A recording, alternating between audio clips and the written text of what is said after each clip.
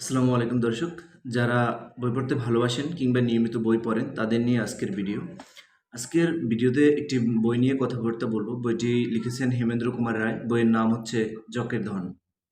জকের ধন বইটি পুরোপুরি একটি কিশোর অ্যাডভেঞ্চারাস উপন্যাস। রহস্য রোমাঞ্চকর ঘটনা বর্ণিত।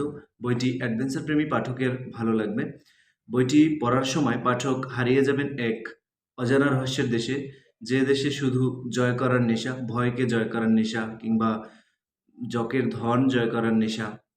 শুরুতে আমি বইটির কয়েকটি প্রধান চরিত্র নিয়ে কথাবার্তা বলবো। প্রধান চরিত্র মোট ৩ টি। একটি হচ্ছে বিমল, আরেকটি কুমার, আরেকটি হচ্ছে করালি। তো বিমল হচ্ছে প্রধান চরিত্র এবং বিমল হচ্ছে খুব সাহসী একটি ছেলে এবং আত্মনির্ভরশীল পুরুষ। সমস্ত বাধা বিপত্তি পেরিয়ে শেষমেশ যার কারণে সাফল্য এসেছে, তার নামটি হচ্ছে বিমল। কুমার হচ্ছে সবচেয়ে দুর্বল চরিত্রের একজন পুরুষ, যে সবসময় অন্যের উপর নির্ভরশীল থাকে। এক প্রকার বিমলের উপর নির্ভর করেই কুমার এই অজানা রহস্য উদ্ঘাটনের উদ্দেশ্যে রওনা দিয়েছিল। অত্যন্ত চালাক এবং ধূর্ত লোকটি হচ্ছে করালি। কাহিনীটা একটু আমি সংক্ষেপ করে বলি। কুমারের ঠাকুরদার রেখে যাওয়া একটি মরার খুলি, যেটাতে অনেকগুলো গাণিতিক চিহ্ন, সাংকেতিক চিহ্ন এবং এর সাথে তার কুমারের ঠাকুরদার একটি ভ্রমণকালীন বই রেখে গেছে। যেগুলোর ভাষা কুমার বুঝতে পারে না। সেজন্য ও আরকি একজন লোককে খোঁজে। সেই লোকটা হচ্ছে বিমল। বিমল এসে ওই সাংকেতিক চিহ্ন বা গাণিতিক চিহ্ন যেগুলো দেওয়া আছে, এগুলো হচ্ছে একটি জকের ধন যেখানে আছে সেটা খোঁজার একটি বর্ণনামূলক এই চিহ্নগুলো আছে। সো এগুলো হচ্ছে কুমার খুব একটা বুঝতে পারেনি।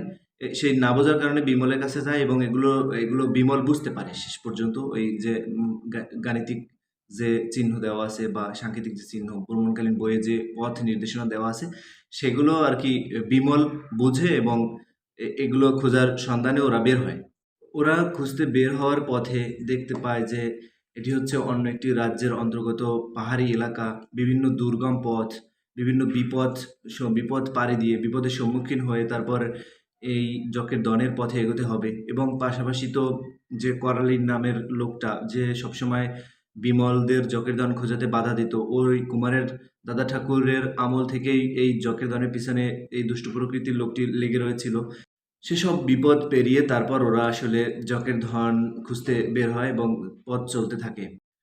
এরপর ওরা পথ চলতে থাকে। পথ চলতে, চলতে একটা সময় জকের ধন খুঁজে পায়। কিন্তু জকের ধন খুঁজে পাওয়ার পরও ইন্টারেস্টিংলি ওটা পেয়েও ওরা আসলে জিনিসটা নিয়ে নেয় না, বা যেকোনো অজানা কারণে ওরা আবার নিজেদের পথে ফিরে আসে। কী কারণে ফিরে আসে বা কী কারণে ওরা আসলে জকের ধন খুঁজে পেয়েও নিজেরা নিয়ে নেয় না, এগুলো জানতে হলে আপনাকে এই জকের ধন বইটি পড়তে হবে।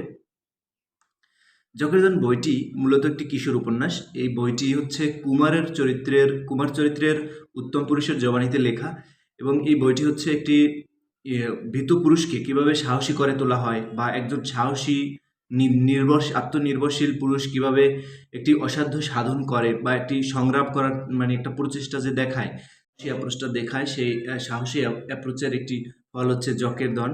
এবং জকের ধন গল্পটা খুবই এক্সাইটিং হয়েছে যে কারণে, সেটা হচ্ছে করালি চরিত্রটা খুবই থ্রিলিং ও মানে নেগেটিভ চরিত্র প্লে করার জন্য ওর কারণে বইটি খুবই ইন্টারেস্টিং ওয়েতে এগিয়েছে, যেগুলো আপনারা পড়লে বুঝতে পারবেন।